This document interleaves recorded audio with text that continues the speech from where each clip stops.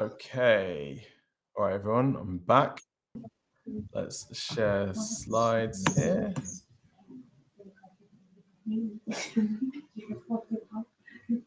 Okay, can you see that okay? That one, okay, yeah, you can try to present it now. Okay. All right, that should be fine, right? Let's check the backstage chat, right? And good luck, and sorry everyone for issues. We will get there, people, don't worry. Okay, good stuff. So Vida, if you can just pop in the chat and just speak to me if anything is up, and then I will reconnect as needed. Okay, great. So I don't know how much of that you saw before we stopped going live. We're going to look at how the highest performing websites make their visitors buy. And this information has come from our study, analysis, and building of more than 20,000 websites over the last 9 years. And often we have access to Google Analytics, which allows us to see, we'd have to be crazy to not notice some commonalities amongst the highest performing, highest converting websites over that time. So my goal is to share with you 4 key takeaways that can help you convert more of your website visitors into sales. So some of the examples that we're going to look at are e-commerce, some are lead generation, so service businesses, some are software companies, some are B2B, some are B2C. The market that you're in, the geography that you're in really doesn't matter as much as the fact that you're selling to humans, right? All of this stuff is about encouraging people to do something on a website. And we found that these principles are remarkably consistent. So before we get into any of this, I just want to introduce myself a little bit more, and then I'm going to give you an introduction into Ninja style conversion rate optimization. Just for anyone who's not so familiar with conversion rate optimization, we're just going to look very broadly top level at why it's such an awesome topic and why it's one of my favorite levers to pull in digital marketing. Then we're going to go through the 4 lessons. And then I'm going to give you some free help at the end as well. There's nothing for sale here. I'm not here to sell Exposure Ninja to you or anything like that at all. But I am going to be offering you some free help to kind of get started with this along the way. Okay, so who am I? Well, this is a picture of me back in late 2010, maybe early 2011. I'm the guy on the right. Before I discovered clothes that fit properly and sunlight by the looks of it. And at this point, I was a professional drummer, loosely defined, basically meaning I wasn't earning money doing anything else. My life changed when I met this guy, who is Ben. Now, he doesn't look like your typical Tony Robbins type. I'll definitely give you that. And in fact, he wasn't. He was my next door neighbor, or rather my parents' next door neighbor. I was technically homeless at the time.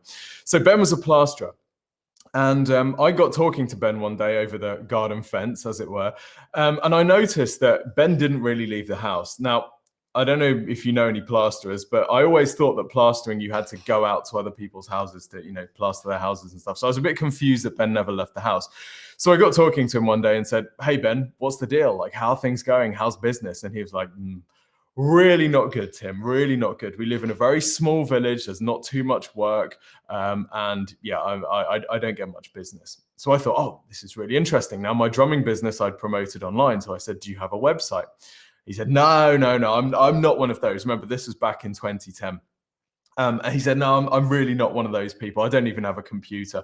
I gave some money to a website company and now they're not returning my calls. This thing is not for me." I was like, that's interesting, Ben. I think there might be something in this internet thing. I reckon it's worth a shot. Do you mind if I build you a website? And he's like, "Well, knock yourself out, Tim. Like, I don't have any money to pay you, but fill your boots."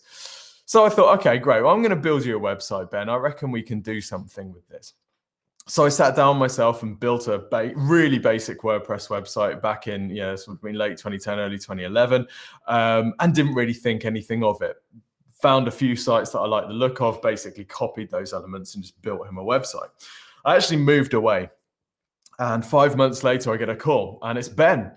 And he's very, very excited. Now, Ben wasn't normally, hyperactive kind of person, but very, very excited on the phone. He's like, Tim, it's that website." I was like, "What?" He's like, "It's brilliant." I was like, "Oh, great. You had a chance to look at the website. I'm so glad. Have you got a computer? Welcome to the 21st century." He's like, No, I still haven't seen the website." I was like, "Okay, so, what do you mean it's brilliant?" He said, "It's the phone." I was like, "Okay." "The phone won't stop ringing." I was like, "Oh." That is interesting. So I flipped open my computer and just typed in plaster it in Tiverton to see where he was ranking on Google. Shockingly, he was at the top of Google. So that was then. This is probably almost 10 years later. Now, Ben is not at the top of Google anymore for plaster at Tiverton. He's second. He's been beaten by My Builder. Well, they probably spend 50K a month on SEO, so it's not the end of the world. But that website completely changed his life. I grabbed my camera gear, I went down the motorway, and I filmed a testimonial video with Ben where he told me all about the different jobs that he was getting as a result of this website. He was telling me about these massive commercial contracts he was getting. He was getting all these jobs that he was having to turn down. He was giving jobs to other people. He was hiring people. And I was stunned. I'd never done anything that had this sort of impact on people.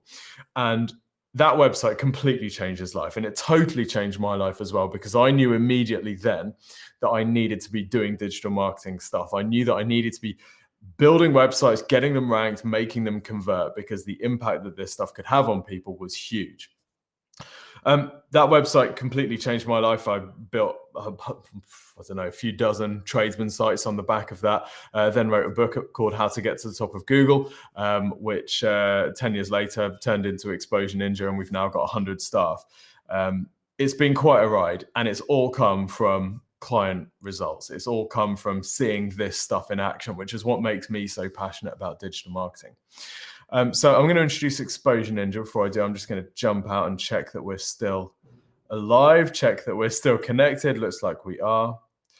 Super. Okay. So since then, Exposure Ninja has consulted with,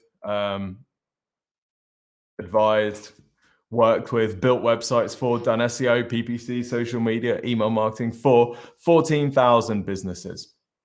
We grew from 0 to 100 staff in 8 years, and all funded with no investment. This means, by the way, that we have to be really good at what we do.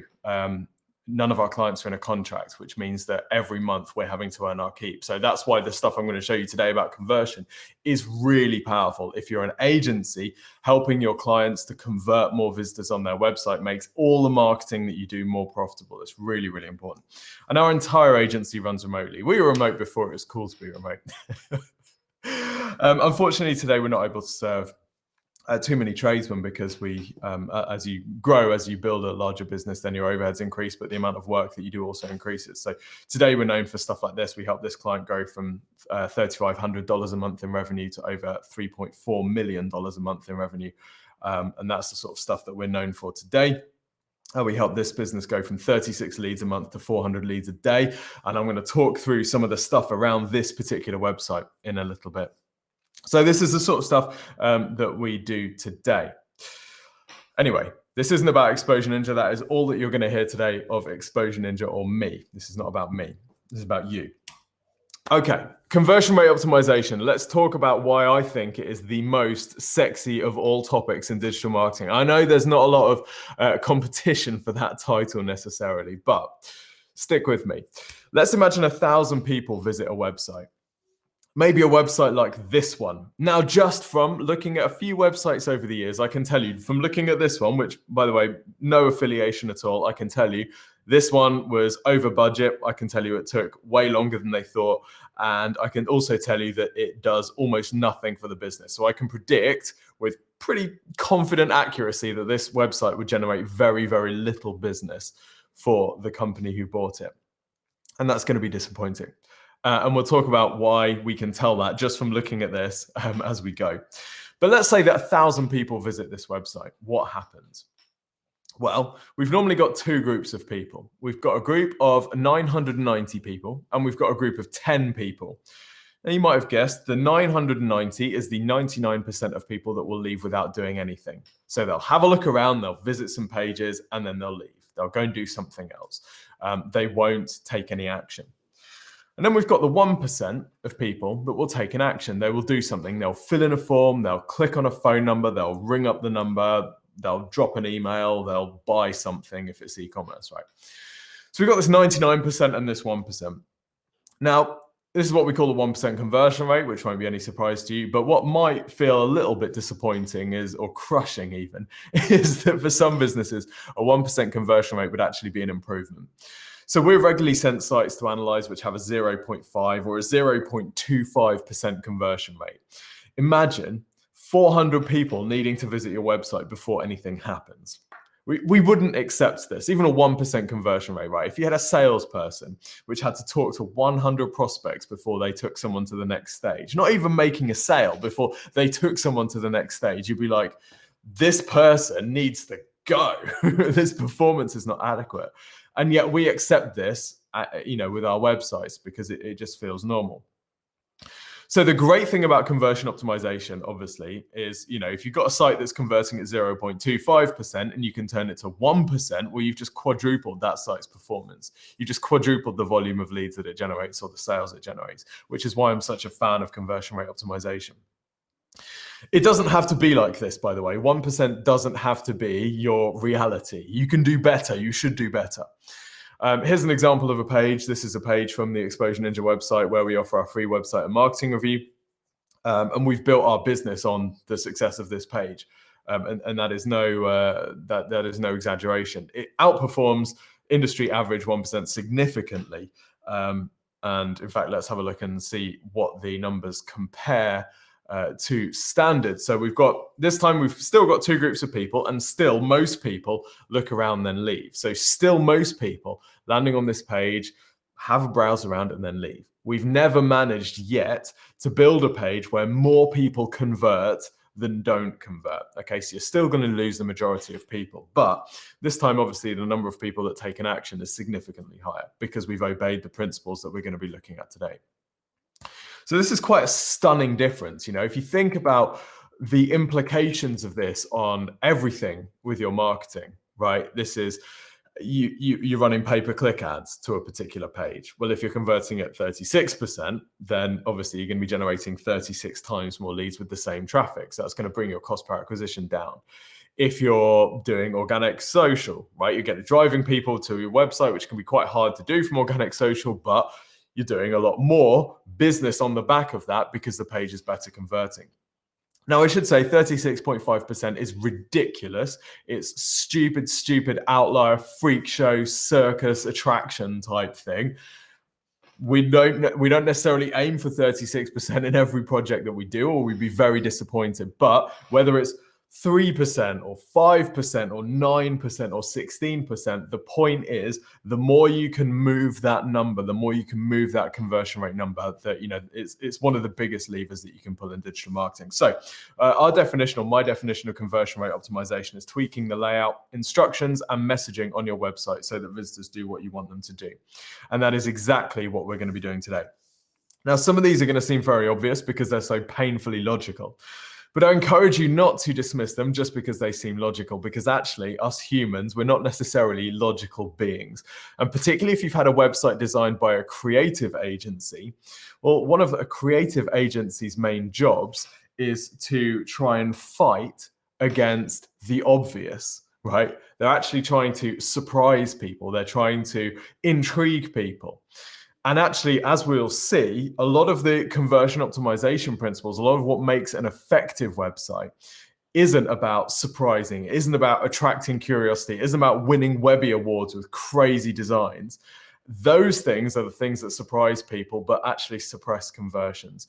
One of the best in inverted commas websites we've ever worked on was it won loads of awards, super creative design. I remember being sent to it by a French design agency, absolutely stunning. This thing was amazing. As you scroll down the page, all these whizzy things popped in, all these animations and these slow reveals and these fades. It was stunning. And as soon as I looked at it, I said to the client, you're going to have to rebuild this. It's not going to convert anything.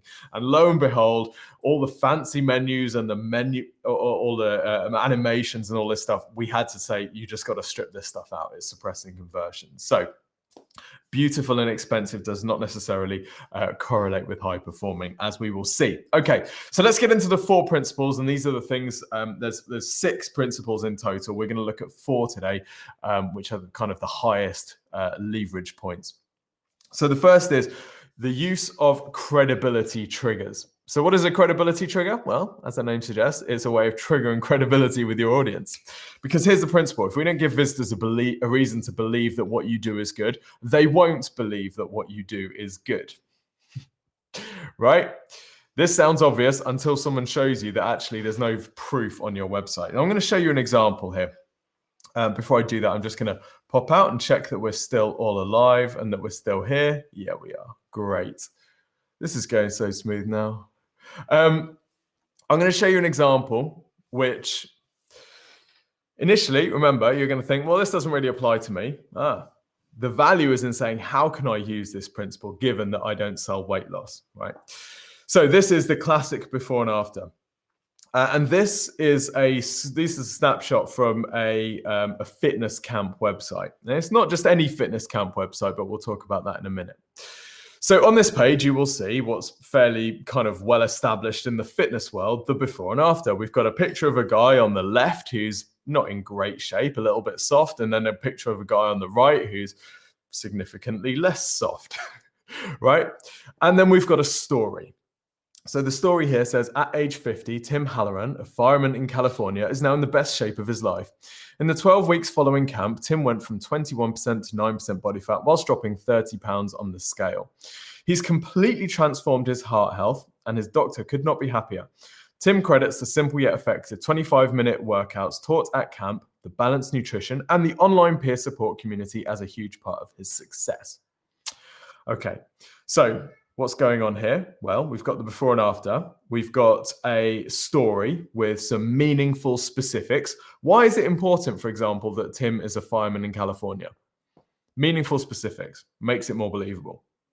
Why do we need to know that he went from 21% to 9% body fat? Why is that specific number important? Well, because it makes it more believable. Why is it important that his doctor could not be happier? That's answering a potential objection people might have. Well, is this really healthy? And then we talk about the specific elements of this camp that have impacted Tim. So this website is really interesting. And whilst I'm not suggesting the layout, let's have a look and see how it goes down the page. So we've just got more and more and more stories. These before and afters. By the end of the page, we are pretty confident that, yeah, do you know what? This fitness camp probably works. Now, if I wasn't in full screen mode, I'd do a bit of a Q&A now, and I'd say, who thinks overall that this fitness camp is an effective weight loss tool? And when I do this in a live seminar room, we'd have 100% of the people that put their hands up would say, yes, it's effective. And nobody would say this is not an effective weight loss tool. Now think about that. We've just shown you, I don't know, 1, 2, 3, 4, 5, 6, 7, 8, 9, about 9 or 10, 11, 12 different photos. And I've read you one paragraph of text. And you are now convinced that this is an effective weight loss tool. At the bottom of the page, we've got a message from Bill. Now, you may or may not know Bill Phillips, but Bill Phillips has done a bit in the fitness space. He wrote a book called Body for Life, and he had a supplement company called EAS Sports. Now, EAS, he sold for $160 million. And the buyers then sold it straight on again for $320 million. This guy knows something about conversions. And one of the principles that Bill Phillips has used throughout his career has been the before and after shot. The Body for Life cover, the cover to his book, which kind of launched his empire, was just before and after images relentlessly. He knows the power of the before and after as a credibility trigger. If any of you are in the UK, you might know Joe Wicks, the body coach who has seen his following explode during lockdown. His Instagram stories are before and afters of his pupils. So the before and after is a really common thing in fitness and in weight loss. But for most of us, it's a really untapped opportunity because anyone coming to our business, whether we're selling accountancy or we're selling phone cases, anyone is coming for some kind of result. And if we can explicitly show them before and after, particularly if the before represents where their customer is at right now. So if I'm a 50-year-old fireman, I see this and I'm like, boom, I'm into that. If I'm the second person, this woman here, if I look like that, I'm like, I'm into that. That I recognize myself in the before and I recognize where I want to get to in the after. So this concept of before and after is really, really powerful. And it's something that many, many businesses underuse as a credibility trigger. Loads of different ways of doing this, having case studies on your site, but featured prominently, not just buried on a case study page. Mentioning in the copy on your site. How I started this presentation was the story of Ben, the before and after, then showed you the site that we took from $3,500 to $3.4 million a month. Why am I doing that? Exactly the same, credibility. Okay, so sharing the credibility, the before and after story is a great way of building credibility. Let's look at some other ways of doing credibility. This is the National Accident Helpline, which is a personal injury solicitor's firm or personal injury lawyer's firm in the UK.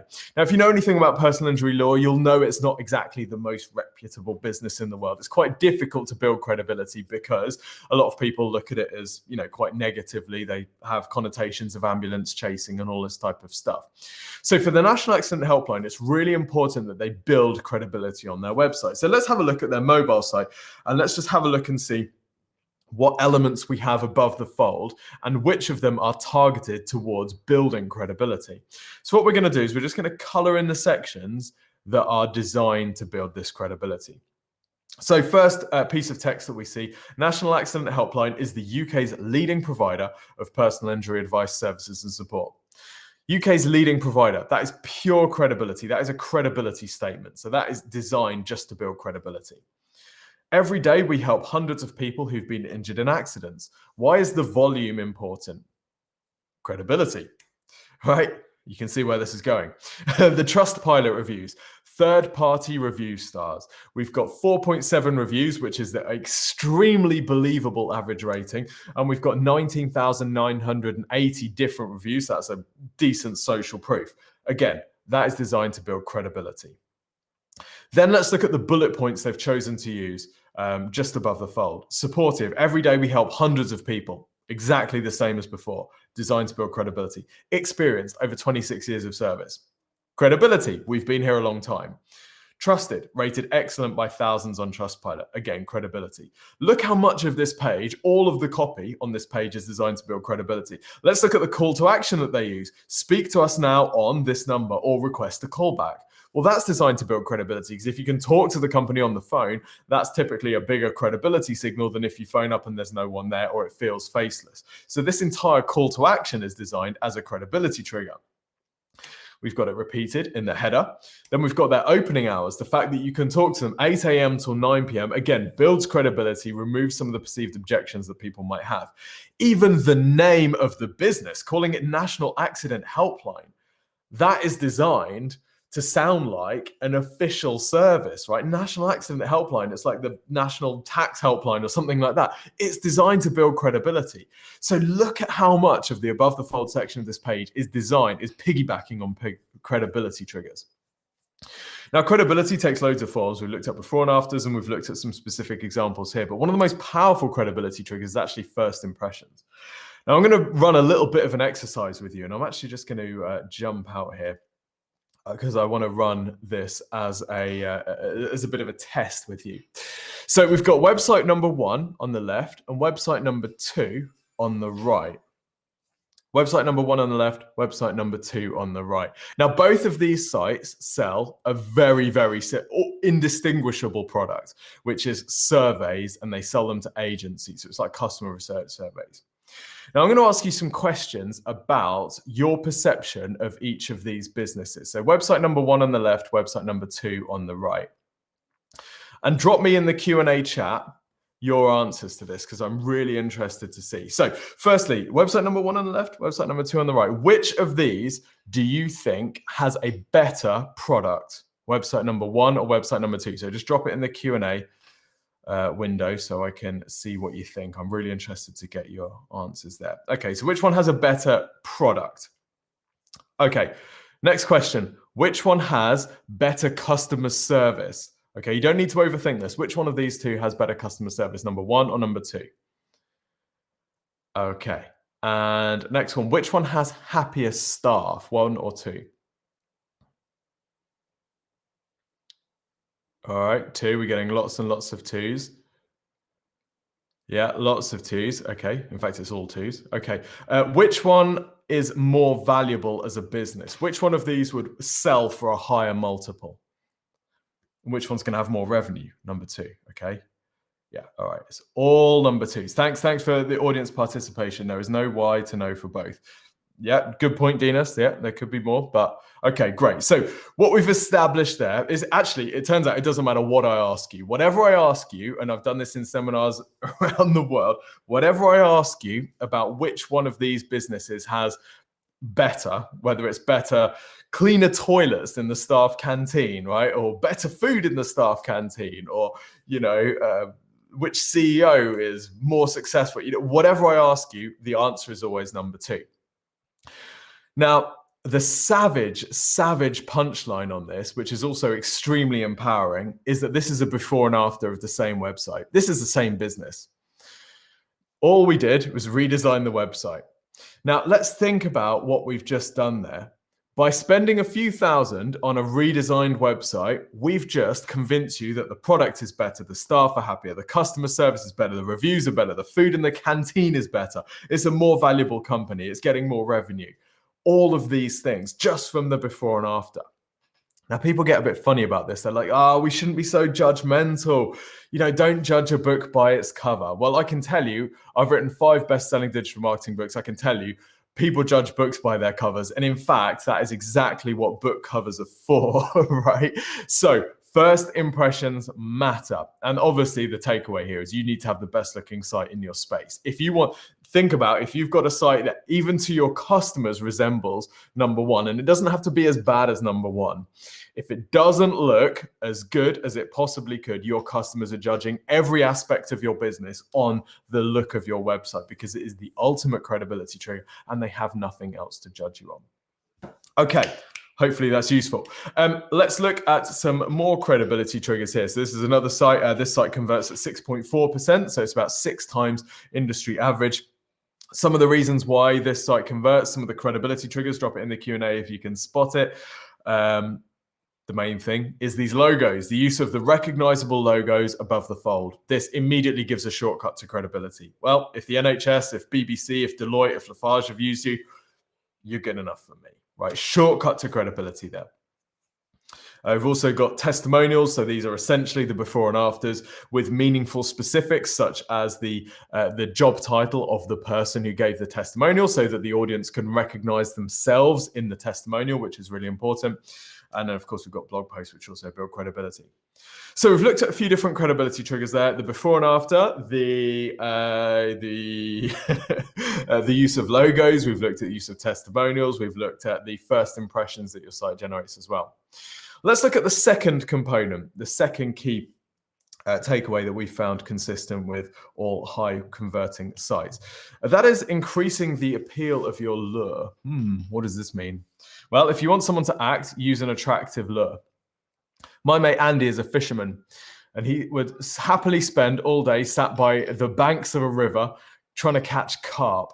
Now, Andy tells me that if you want to catch carp, you need to use boilies, which are basically crushed up maggot larvae, I think, which doesn't sound very attractive to me, but to the carp is exactly what they want. If you wanted to catch me, you need to use a chocolate brownie, but Andy doesn't want to catch Tim, so he wants to catch carp, so he has to use a boilie.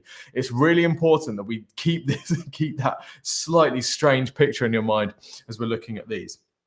So, lure, how do we encourage people to request the next step? How do we encourage people to take the next step with us on our website? Well, here's how most businesses do it. Now, the text on here, and you won't be able to read it, which is also a bit of a lesson, is receive a free no obligation quote. You can send us a message using our contact form. Then there is no sign of the contact form on that page, so we have to go to the contact page. We have to dig it out ourselves. Some people will, some people won't.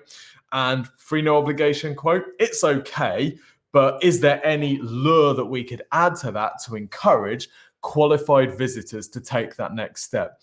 Remember, you got to think of your audience looking, and they might have 10 browser tabs open with each of your competitors. And if everyone's offering the same thing, how do you differentiate? How do you stand out from that? How do you get someone to request a quote from you rather than competitor number 9 who's offering exactly the same thing?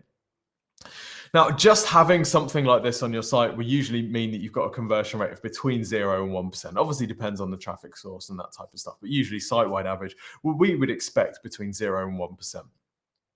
You can increase this slightly by actually putting the form on the page. So rather than forcing someone to go and dig it out, actually just giving it to them like this. You can usually increase this to about 1 or 2% by just having the form actually on the page. But you can really take this to another level by incentivizing, by encouraging people, by giving them something else. So the call to action on this site, which we built, says, need help with your exhibition stand for your event? For a free, no obligation, personalized quote and a free 3D visual of your stand, get in touch with our friendly team. So what we've done there is we've added an incentive to get a quote. Now, you might think, well, a free 3D visual, that sounds like a bit of work to put together. Here's the thing, they're doing it anyway, right? It's part of their quote process as they put this visual together. And most businesses, particularly lead generation companies or service companies whose websites are there for lead generation, will have some kind of sales process where they actually need to do something like this. It's part of the quote. And just by presenting that on the site and positioning it in a way that's attractive to people, you can usually increase the conversion rate. So obviously, again, it depends on traffic sources, but we'd expect something like this to convert at between 3 and 10%. Here's an example, the PPI business that we took to over 400 leads a day. The call to action here is, have you had PPI? Find out if you had PPI. Now, PPI, for someone for those who don't know, for those fortunate enough not to know, PPI was an insurance product that was kind of stealthily sold to people, and it was deemed that it was missold. So lots of people were due compensation for this mis-selling. So lots of claims management companies popped up helping people get their compensation, if you like, and this is one of them. So just by saying, find out if you had PPI, which is, by the way, the next step on the journey to getting your money, if you like, we increase the conversion rate for this site. For some traffic sources, organic traffic from search, it was over 30%, but 10 to 30% was site-wide average. We took this to another level. We built a site just to test how far we could push this with PPI and tried a call to action that said, find out how much you could claim. So by changing that wording for find out if you had PPI to find out how much you could claim, we're able to bring site-wide conversion rate over 34%, which is ridiculous, or 33.67% actually. Ridiculous. So that's by identifying where do people want to go and how can we get them close to their goals? How can we increase the lure of what we're offering? Now, by the way, if you need some help with this or you want us to take a look at your site, I said there will be some free help, and here is the free help. You can request a free review of your website at exposureninja.com/DME2021. So what happens when you go to this page, you will see a questionnaire which asks you for a bit of info about your business and your current digital marketing. One of our consultants will then take a look at your website. They'll analyze it according to the principles that we're talking about today. They'll give you some recommendations on low-hanging fruit that you can pick to improve your website's conversion rate. They'll also look at how you're driving traffic to the site and what you can do to get more traffic. And they'll even take a look at your competitors, see what they're doing well that you can copy or exploit, and see what they're doing poorly that you can take advantage of. Completely free of charge. They're then going to record a 15-minute video showing you how to improve this. This is something that we're happy to do for attendees of the Digital Marketing Expo. So go to exposureninja.com/DME2021 now to request that. Okay, cool. Let's look at the third conversion principle, which you'll want to apply. And this is answering objections. Now, objection handling is incredibly common in sales, and any good salesperson will have a list of objections in their head which they know how to answer. The opportunity is to answer those on the website. Now, I'm going to let you into a little bit of a secret here. This is a search that I carry out usually every quarter, and not many people know this. It's slightly personal to be sharing this with you, if I'm honest, but this is actually one of my favorite searches to carry out. Every quarter, I search for buy Viagra. It's true.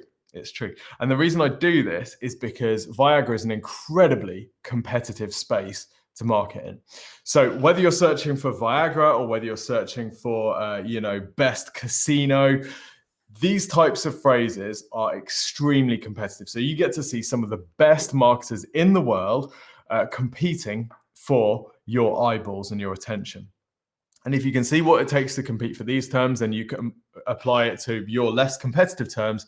It's awesome. Okay, so let's look at one of the sites that we see ranking, and it's consistently ranked for the last 5 years for Buy Viagra. And particularly, we're going to look at how it answers objections. So this is an e-commerce business selling Viagra. Let's look at the amount of information on this page. We can also see some credibility triggers as well. So firstly, above the fold, right at the top, Viagra, a little bit of information about it, and you can start the order. We've got the 5 review stars rated excellent, credibility trigger. Okay, then information, how to buy Viagra online, generic Viagra. We've actually got some stuff on the right-hand side as well, also designed to build credibility. So UK regulation, independent reviews, and a video about how it works. But we're mostly looking at the copy on the page. So how to buy Viagra online, generic Viagra. Prices.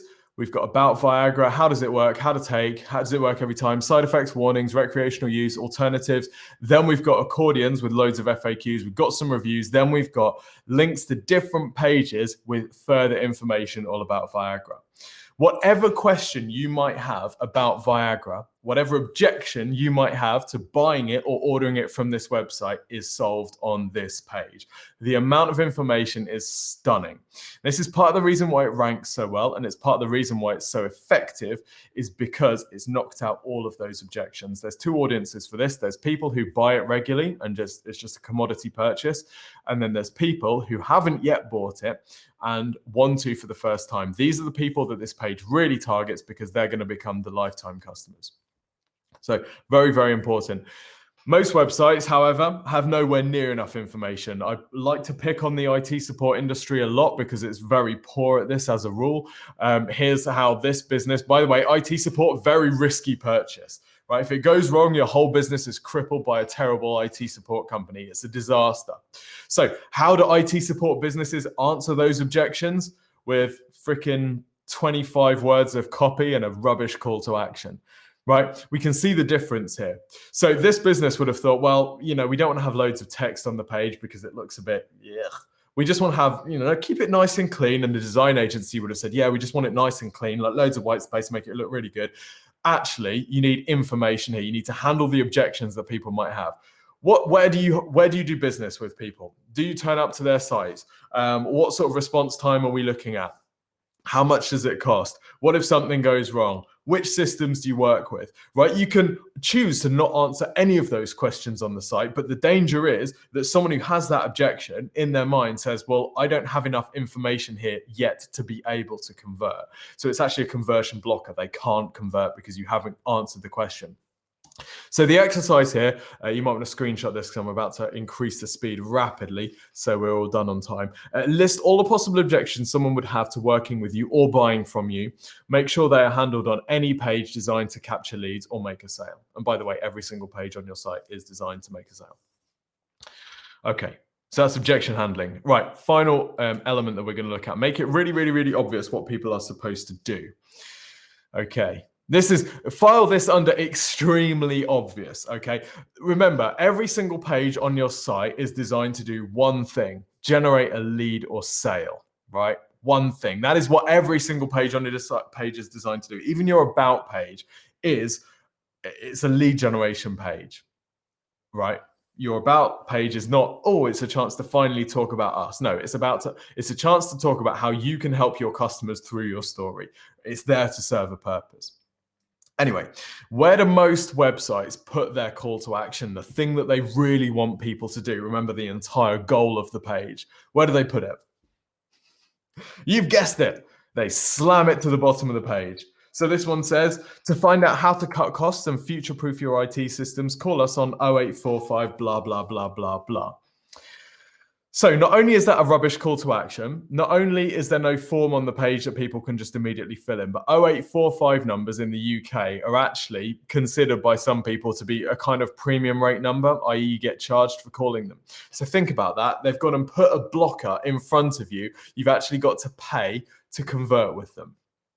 It makes No sense at all. Your conversion goal should be the most visible element on the page. This is how most of us were taught how to use the internet, not by friends, not by family, not by school, by Amazon, right? This is how we were taught how to use the internet. And here's an Amazon product page, which has been refined over years, but is essentially exactly the same as it was when they first launched it, because it works. This is for one of our best-selling books, How to Get to the Top of Google. So how's this page laid out? We've got information on the left, we've got a clear headline at the top, and we've got a call to action on the right-hand side on desktop. Now on mobile, it's going to slide under and it's going to be above the fold. Pretty straightforward. So when we're building a website, what do? Use exactly the same layout. Call to action on the right-hand side above the fold, make it obvious what people are supposed to do. Now, even if they don't convert immediately, even if when they land on the page, they don't immediately convert because they don't yet have enough information, we've set the expectation of what they're supposed to do. They can't miss it. Here's the form, here's the thing that you can do. Now you can go back and do some other stuff later on. We're going to echo the call to action through the page, but you know what the ultimate goal of that page is because you've seen it right away. Now, some people say this, I don't want to cheapen the look of my website. You know, it looks a bit needy, kind of encouraging people to become a lead. Right. The trouble with this is it's like, I remember going to the school disco when I was younger, and the girl over there, Kelly, that I kind of really fancied, but you know, I'm like, well, I'm not going to go over there. That's going to look a bit obvious. What I'm going to do is I'm just going to dance somewhere in here looking really cool, and she'll come over. She never came over. Yes, some people will come over, but it's like the 1 in 100, right? And it's usually not the ones that you actually want. So the purpose here, you know, be obvious with your call to action. Don't be afraid of looking cheap. You know, you make your call to action effective. You make your website look good. That's how you get the premium angle. Don't be afraid of going in for the kill, as they say. Here's how we have to assume our customers are. Not because they're lazy, not because they're stupid, but because they're unfamiliar with your business. They've got a million tabs open. They've got babies crying. They've got their phones ringing, all this stuff. So we need to give them exactly what they're expecting to see, where they're expecting to see it. Okay. So we are coming up towards the end of this session. I just want to remind you again that you can request your free website and marketing review from exposureninja.com/DME 2021. I've been getting lots of notifications on my phone that people have been doing that. So congrats if you already have. So like I say, what's going to happen if you request this is one of the team will record you a 15-minute video analyzing your website according to the principles that we've talked about here, but also having a look at your competitors. They'll have a look at how you're driving traffic from organic search, paid search, social media, paid social as well. And then they'll suggest a prioritized action plan over the next 6 to 12 months that you can follow if you need to. Okay, so I hope you found this useful. If you've got any questions, please do drop them in the chat window. If we don't have too many questions, the other thing that we can do is we can actually get some websites up on the screen here and we can analyze them together, because sometimes it's kind of useful to see this stuff in action. So feel free to ask any questions about the stuff that we've been talking about today, or if you're feeling particularly brave, you can submit your website and we will take a look at it. So let me know.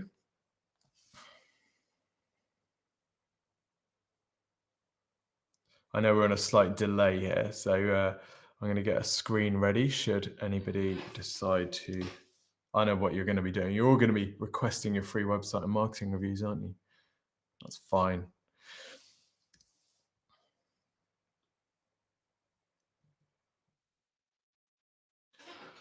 Who's going to be brave? Who's going to be the first one to submit their site? And don't worry, we'll be kind. We'll be kind. But, you know, this stuff can be really useful. It can be really impactful. We've had people who've requested the review and we've said, change this, and they've changed it. I had one lady who submitted her site for a review right at the start of lockdown. She contacted me in maybe October, November time to say, on the back of the recommendations from the review, the business has grown to the extent she can no longer run it. Did we want to buy it from her? So, you know, with conversion rate, quite often we'll find that there's a site which has a decent amount of traffic coming through. And actually to increase the conversion rate, you know, by a little bit can make quite a big difference. Can you get some D2C brands websites on the screen? Says Adrian. My website, I Feel Brave, Sarah. So Sarah, I think your website address didn't properly come through.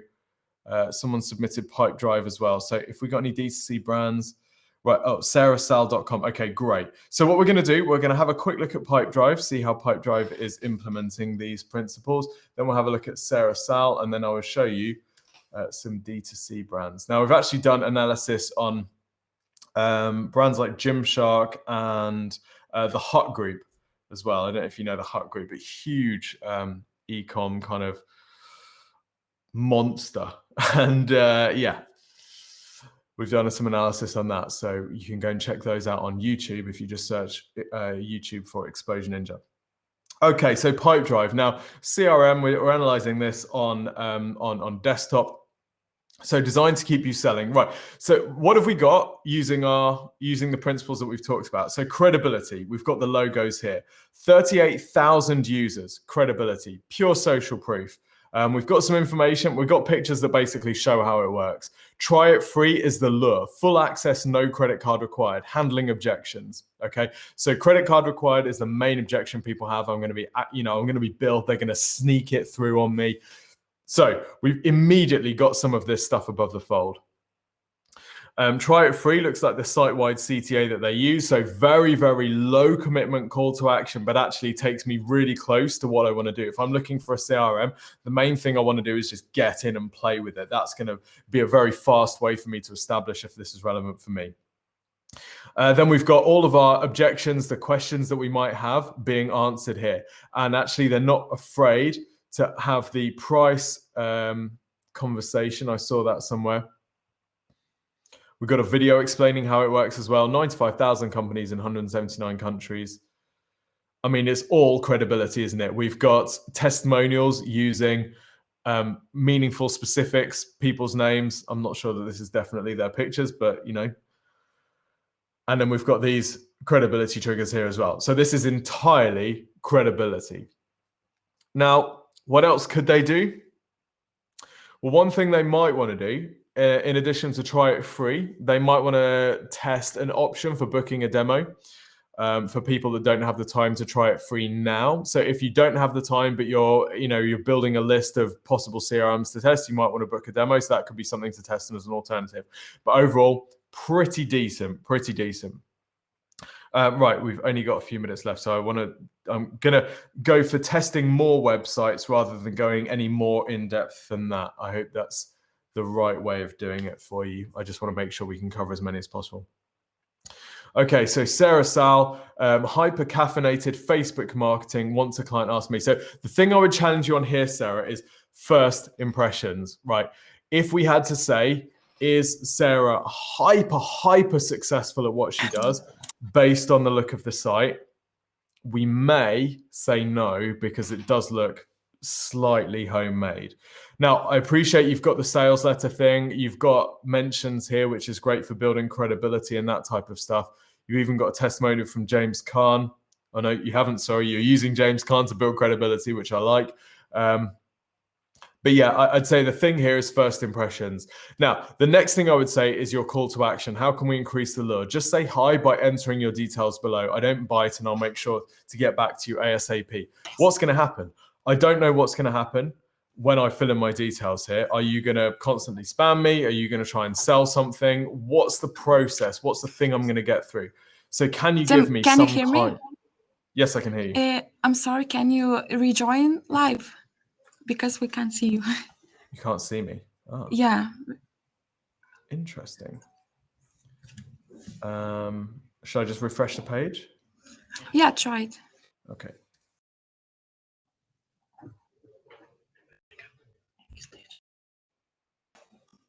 Okay. I think I might have dropped out a bit there. Sorry, peeps. Can you see and hear me?